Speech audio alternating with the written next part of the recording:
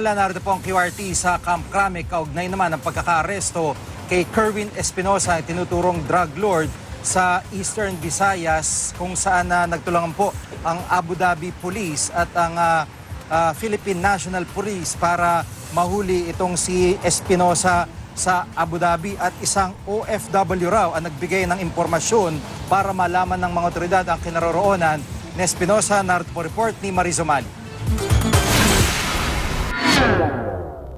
Bandang alas 2 na madaling araw nang maaresto ng mga otoridad si Kerwin Espinosa sa Abu Dhabi. Si Kerwin ay anak ni Albuera Leyte Mayor Rolando Espinosa Sr. na kamakailan lang ay naaresto na rin ng mga otoridad sa bisa ng warrant of arrest para sa illegal possession of firearms and explosives at illegal possession of drugs. Just this morning, around 2 o'clock in the morning, our team from Anti-Illegal Drugs Group, led by Police Senior Superintendent Ferro, in coordination with the Criminal Investigation Division of Abu Dhabi Police, arrested the drug lord, Kerwin Espinosa. Sa inisyal na impormasyon na karating kay De La Rosa, nasa isang gusali siya nangungupahan malapit sa isang travel agency kung saan nakikita siya ng ilang mga OFW roon. Ito nga ang isa sa mga OFW na ito na malapit lang daw nakatira sa kinaroroonan ni Kerwin ang nagbigay ng tip sa mga otoridad. Lumipat siya doon sa Abu Dhabi from Malaysia, wala pang warrant. Pagdating niya doon sa Abu Dhabi, parang limitado lang yung kanyang stay doon.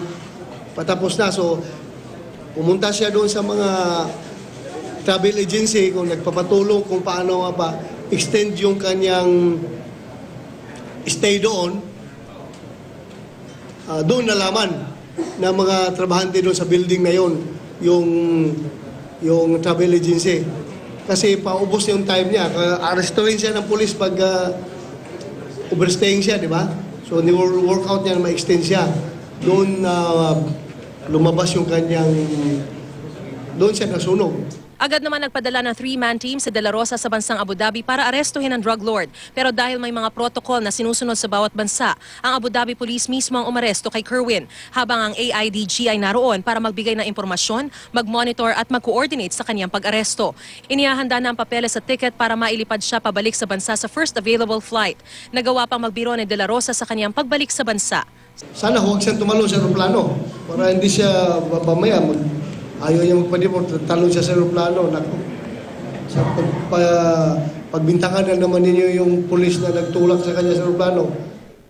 Matatanda ang unang sinabing sa Malaysia pumunta si Espinosa at ayon sa immigration ng naturang bansa ay wala siyang exit record. Pero di umano ay nakalipat na pala ito sa Abu Dhabi kamakailan at kausap niya ang travel agency para makapag-extend pa siya sa Abu Dhabi. Pero natimbog na nga siya ng mga otoridad.